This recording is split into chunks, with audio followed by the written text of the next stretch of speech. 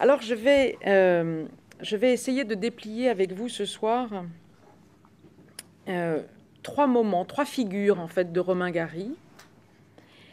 Euh, Romain Gary, le mythe, Romain Gary, le jongleur ou le danseur, et Romain Gary, le paria. En fait, je vais essayer de parcourir ces trois moments-là, ces trois figures-là. Et je voudrais commencer par le citer, bien sûr, ce que je ferai assez souvent dans ce parcours. Romain Gary écrit, je ne vous dirai pas à chaque fois où est-ce qu'il écrit les textes que je vous citerai, mais vous avez la possibilité de les avoir sur Facebook, je crois. Hein. Il écrit « Il ne s'agit pas de savoir si un rêve est absurde et irréalisable, mais s'il vous aide à tenir le coup. Il y a des chimères qui ont bâti des civilisations et des vérités qui ont tout détruit et n'ont rien su mettre en place. » Fin de citation. Ce que l'on connaît d'abord de Romain Gary, c'est l'affaire Émile Ajar. Cette affaire qui fit se trémousser le cénacle littéraire. Et depuis d'ailleurs, la question est assez récurrente, est celle de démasquer ce Gary, comme si on voulait démasquer cet Ajar. Il n'est d'ailleurs que de lire la biographie que Myriam Anissimov a écrite il y a une dizaine d'années, où cet auteur, qui a intitulé son livre « Romain Gary, le caméléon », écrit « Mina c'est la mère de Romain Gary, a-t-elle fait sombrer son fils dans une sorte de mythomanie ?» Ça, c'était la phrase qu'elle mettait en perspective dans son livre. Et donc, pendant un certain nombre d'années, il s'agissait de savoir ce qu'il en était de cette imposture, que bien sûr je mets entre guillemets, comme si savoir qui était Ajar ou qui était Gary aurait rendu compte d'une quelconque vérité. L'entreprise littéraire de Romain Gary a sans cesse voulu faire résonner vérité et savoir en dehors des coordonnées logiques ou classiques du vrai et du faux. Et ce, davantage dans une perspective de trompe-l'œil, dont l'effet était de ruser avec la mort. Si Gary est un porte-voix, un personnage qui avance masqué, ce serait par nécessité d'échapper au danger de lui-même, au danger de sa propre mélancolie. Vous aurez compris que mon propos ira bien sûr à contre-courant de ces tentatives de démasquage, puisque pour Gary, cette aventure, cette façon d'avancer masqué, était une nécessité subjective. On a donc voulu démystifier un écrivain dont tout le propos était précisément de tenir le mythe comme la condition même de la création, voire de la survie. Mythe et fiction de soi-même pour faire tenir une vie singulière et créative, la faire tenir au bord d'un danger qui était le désastre. Le désastre, c'est-à-dire chute d'un astre rêvé, autrement dit, le réel. Pour Gary, il s'agit de rendre au mythe, à la légende, à la mascarade, son statut de vérité, son aura d'authenticité. Chez lui, le paradoxe qui consiste à marquer le mensonge du sceau de la vérité tisse toute son œuvre, tendue vers un projet de création non seulement littéraire, mais de création d'une figure fictive qui dessine les contours d'une vie habitable, d'un lieu de soi possible. Comme si, précocement marqué par le réel traumatique d'une violence faite à l'humain, à l'humanité entière, notamment lorsqu'il vit les moments de guerre, où il voit ses amis tomber sous les obus.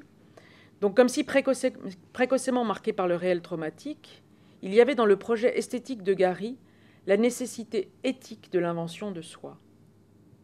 Je le cite. Dans la nuit sera calme.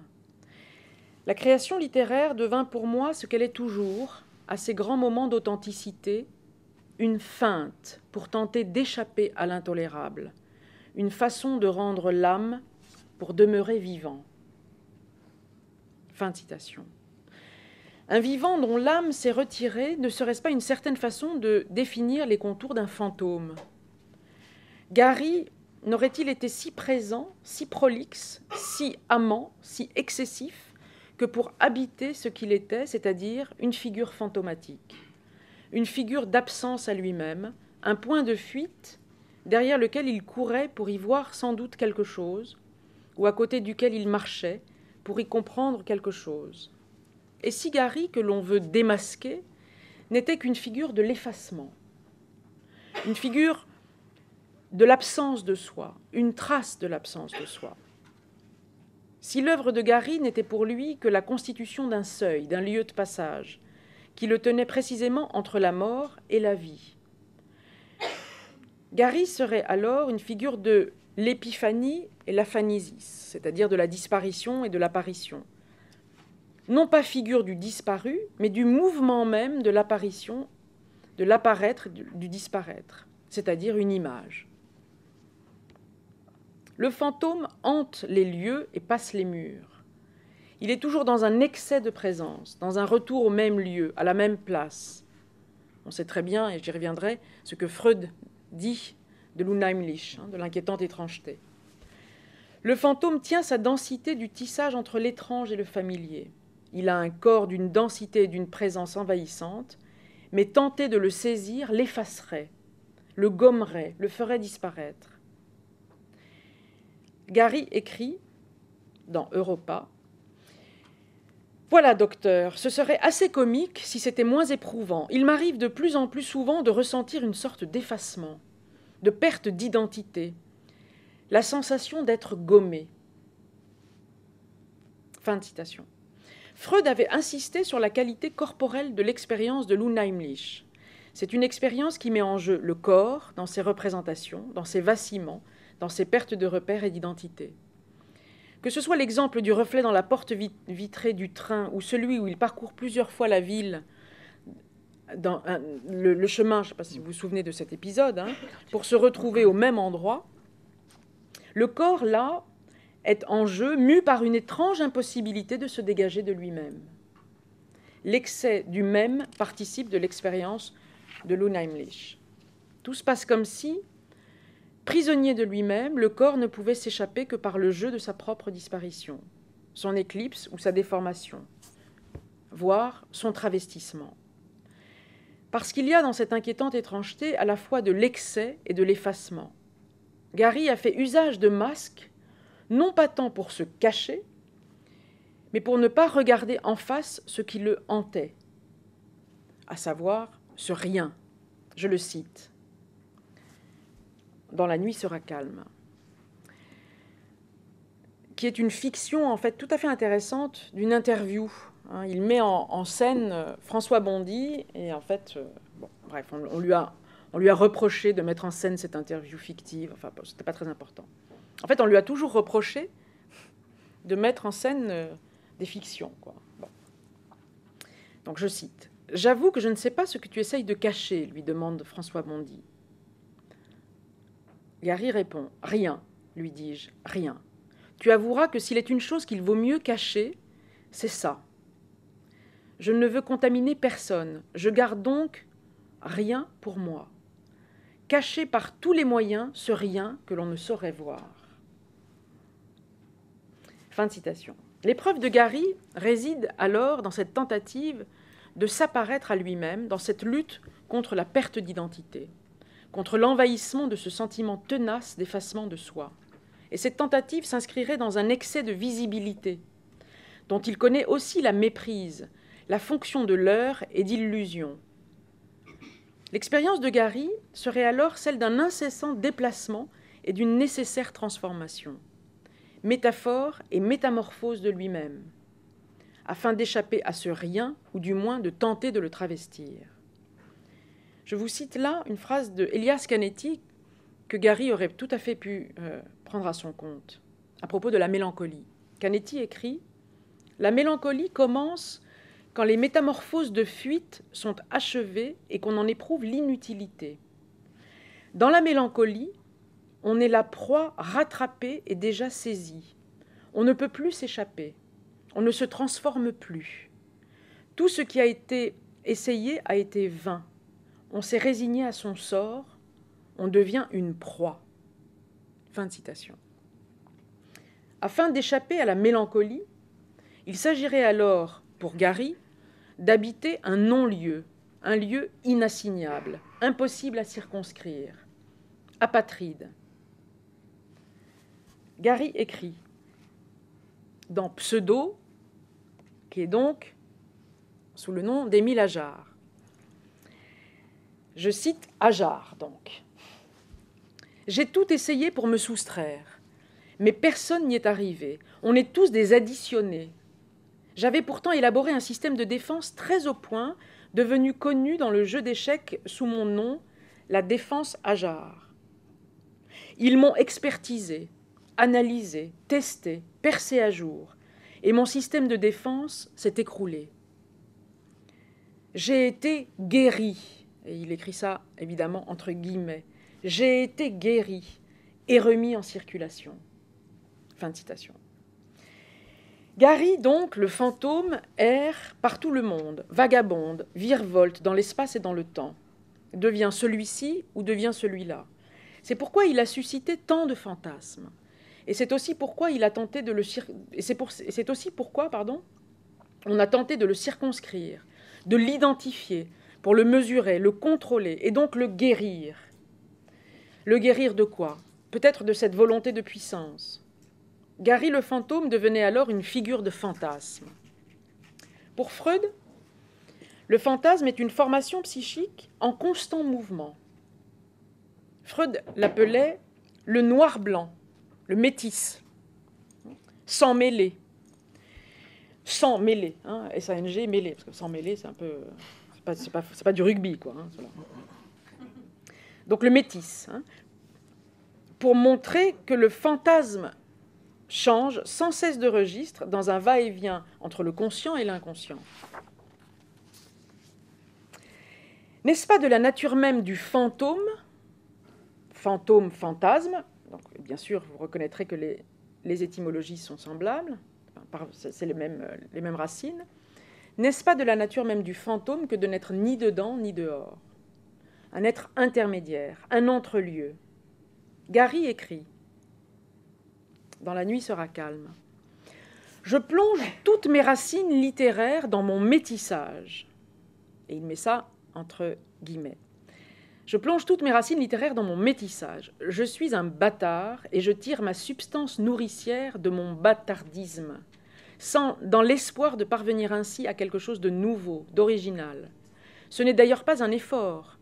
Cela m'est naturel. C'est ma nature de bâtard qui est pour moi une véritable bénédiction sur le plan culturel et littéraire. C'est pourquoi d'ailleurs certains critiques traditionnalistes voient dans mon œuvre quelque chose d'étranger. Et il met ça entre guillemets. Un corps étranger dans la littérature française. Ce sont les générations futures, pas eux, qui décideront si ce corps littéraire étranger est assimilable ou s'il vaut la peine d'être assimilé. Mais cela ne constitue-t-il pas justement ce qu'on appelle un apport original ? Fin de citation. Ce corps littéraire étranger serait pour Gary, donc, une tentative pour tenir une position subjective. Après tout, Gary n'aurait été dans le geste d'écrire que pour brouiller les pistes, non pas de sa vie, mais de sa mort même. Parce que Gary, comme il le dit très souvent, était déjà mort depuis longtemps. C'est le principe même de la mélancolie. Qu'importe que Gary fût Ajar, Gary était mort depuis longtemps déjà, et c'est cela qu'il nous cachait dans ce style humoristique baroque, excessif, dont il usait parfaitement. Je le cite dans Vie et mort d'Émile Ajar. Je cite Ajar. « Je me suis bien amusé, merci, dit-il, dans un style qu'il qualifie lui-même de baroque, et j'y reviendrai, et de comique. Mais je reviendrai là-dessus. Gary a tissé en permanence le leurre nécessaire pour paradoxalement y voir quelque chose. Pour demeurer vivant, Gary avait déjà rendu l'âme. Le linceul qui le recouvre est ce voile nécessaire à faire tenir quelque chose de soi. Ne vaut-il pas mieux être un fantôme plutôt qu'un cadavre ? Aussi s'agit-il de faire du voile et du masque le passage, le lieu de seuil entre le réel et l'imaginaire, de constituer une figure de bord, selon l'expression de Louis Marin, qui est un philosophe de la représentation et de l'image très important, de constituer donc une figure de bord qui permet de tenir et de survivre, de ne pas sombrer dans un excès de lucidité, car on le sait, voir le soleil ou la mort en face est le plus grand des dangers. Toute la tentative de Gary aura été alors de ruser avec cette mort en face, de détourner son regard de cette capture possible et médusante, de cette mort gorgone qu'il avait vue déjà si souvent. Je le cite. « Aucun frère nouveau, aucun ami rencontré après la guerre ne sera à la hauteur de cette fratrie pulvérisée. C'est une manie chez moi, on le verra, que de vivre ma vraie vie avec des fantômes. » Il me semble que le paradigme du masque, de la parodie et des effets de trompe-l'œil porterait cette fonction de mise ou de remise en jeu d'un mouvement pulsionnel psychique qui s'est défait des affects gelés par l'horreur et l'effroi. Les masques sont porteurs de toute la dimension du fantôme, du caché, du montré et de la déformation, d'un passage tant métaphorique que métamorphique. C'est en cela que le fantôme a une fonction de fantasme, il déplace et il transforme. Il provoque aussi de l'amour. Il accède ainsi à une forme d'immortalité. Et dans Les Enchanteurs, Gary fait dire à Fosco, qui est l'un des personnages principaux de ce livre, qui s'appelle donc L'Enchanteur, il fait dire à Fosco « Je vous ai déjà donné le secret de cette immortalité. J'ai charge d'amour, dit-il. » Donc, dans un premier temps, je voudrais déplier cette figure de mythe. Pourquoi ? Parce que je crois que toute l'intention esthétique et éthique de Gary, c'est d'inventer, de s'inventer pour atteindre quelque chose de sa propre vérité. Je cite Gary dans La promesse de l'aube. « Je regardais un bref instant cette colonne de fumée noire que je devais par la suite voir tant de fois au-dessus des avions morts. Je vécus là la première de ces brûlures de solitude soudaine et totale dont plus de 100 camarades tombés devaient plus tard me marquer jusqu'à me laisser dans la vie avec cet air d'absence qui est, paraît-il, le mien.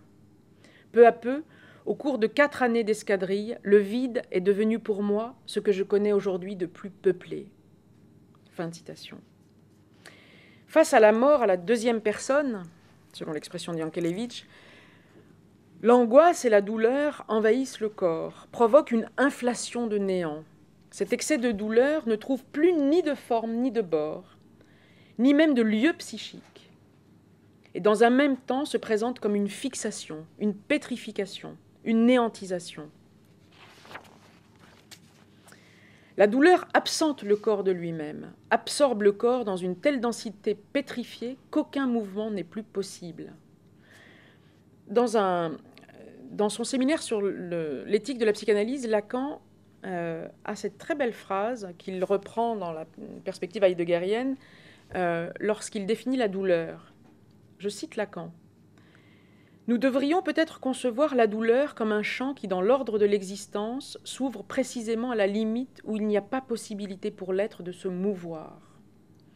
N'est-il pas vrai que l'être vivant qui n'a pas la possibilité de se mouvoir nous suggère jusque dans sa forme la présence de ce que l'on pourrait appeler une douleur pétrifiée. » Donc c'est la question de la douleur liée à la pétrification, l'impossibilité de se mouvoir. Face à la douleur, Gary a vécu cette pétrification. Et il parle souvent dans son corps même de cette impossibilité de se mouvoir, qui paradoxalement, précisément, génère chez lui un excès de mouvement. Voilà, c'est toujours ça le paradoxe et la dialectique chez Gary. L'annonce traumatique de la perte et de l'horreur affecte le corps et l'enveloppe d'une certaine absence qui le laisse entre vie et mort. Vivre en disparu, ce n'est pas vraiment la mort, c'est sans doute plus que cela. C'est tomber au fond du puits de soi-même, comme la pierre de la douleur dont je vous ai parlé. La douleur et l'angoisse sont des affects et en tant que tels, ils sont noués, liés au corps. Aussi, soumis, terrassé par l'angoisse et la douleur, aveuglé par le spectacle de la chair éclatée ou putréfiée, Gary écrivait, s'inventait des heures durant, avant et après le combat, qu'il fût un combat de guerre ou qu'il fût d'ailleurs aussi un combat d'amour. Vous savez que Gary a été dans l'armée combattant de nombreuses années. Donc, face à cette douleur, Gary écrivait, s'inventait, jusqu'à ce que l'écriture de la fiction ne relie plus cet affect au corps et qu'il lui fut impératif alors de s'auto-engendrer, d'animer cette pétrification du fond de lui-même, de s'inventer aussi une identité nouvelle. Lorsque la métaphore ne permet plus de tenir face à la mélancolie, les métamorphoses de fuite s'imposent alors. Lorsque le geste d'écrire ne suffit plus, le corps lui-même se voit soumis à une nouvelle écriture de soi. L'effroi ou la frayeur ne vont pas sans provoquer un choc qui fait éclater le corps. Quel est le mécanisme de défense qui est à l'œuvre lors d'un traumatisme ? Freud puis Ferenczi sont à ce sujet-là assez clairs et n'ont pas bougé d'ailleurs par rapport à ça. Ils disent l'un comme l'autre que c'est le clivage. Le mécanisme de défense à l'œuvre lors d'un traumatisme, c'est le clivage. Devant une réalité qui excède la réalité elle-même, face à une réalité qui ne fait plus paravent à l'horreur, devant l'effroi et l'innommable, le moi éclate, se fragmente, se déchire, se disloque. Devant l'épreuve de réalité, le conflit apparaît alors entre, et là je vous lis Freud, entre la revendication de la pulsion et l'objection faite par la réalité. Autrement dit, c'est cette fameuse phrase que Octave Manoni va commenter des années plus tard. « Je sais bien ce qui est arrivé, mais quand même, je ne veux pas savoir. » Donc, devant le traumatisme, se crée ce que Freud va nommer une déchirure qui ne guérira jamais. Je cite Freud. « Le succès a été atteint au prix d'une déchirure dans le moi, déchirure qui ne guérira jamais plus, mais grandira avec le temps. » Freud poursuit en disant « Les deux réactions au conflit, réactions opposées, se maintiennent comme noyaux d'un clivage du moi. » En fait, ce qui est tout à fait intéressant, c'est en 1938, ce qui est tout à fait intéressant, c'est que jusqu'à la fin de son parcours théorique, Freud considère que le clivage du moi est structurel. Et Freud poursuit en disant « L'ensemble du processus ne nous paraît si étrange que parce que nous considérons la synthèse des processus du moi comme allant de soi. Mais là, nous avons manifestement tort. » En fait, ce que Freud dit et qui est très important, c'est que le moi ne peut pas être considéré comme synthétique ou entier ou authentique. Voilà. Il y a nécessairement, devant des éléments traumatiques, une déchirure et donc un clivage. À la fin de sa vie, donc, Freud pose le résultat, bien plus que l'hypothèse, que la déchirure causée par une réalité inconciliable, inélaborable pour la vie psychique, produit non pas du refoulement, mais, je le répète, un clivage qu'il nomme aussi une simultanéité contradictoire. C'est tout à fait intéressant, parce que cette simultanéité contradictoire, c'est la façon que Freud a de rappeler ce qu'un petit garçon, c'est une note dans l'interprétation des rêves, ce qu'un petit garçon lui dit lorsqu'il apprend la mort de son père. Et ce petit garçon, Freud dit, voilà, ce petit garçon de 10 ans me dit « Je veux bien accepter que mon père est mort, mais je ne comprends pas pourquoi il ne vient pas dîner ce soir. » Donc il y a là ce que Freud appelle cette simultanéité contradictoire.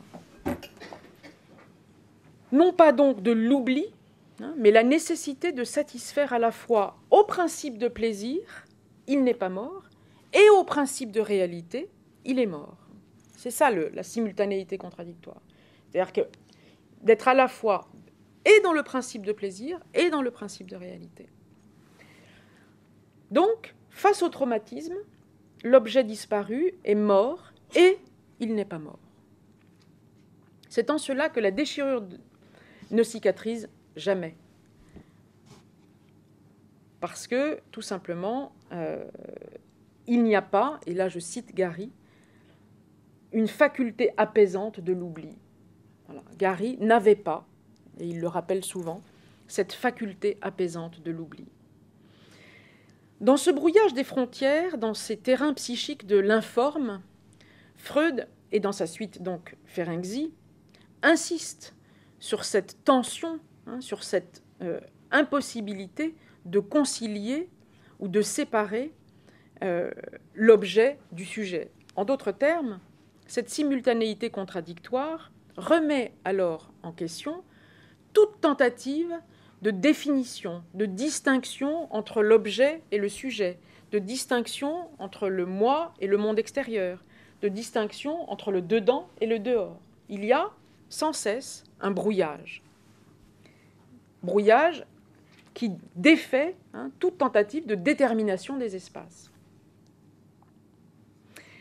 Il semble donc que ce clivage interroge en permanence les catégories et les frontières entre l'ombre de l'objet et l'objet lui-même.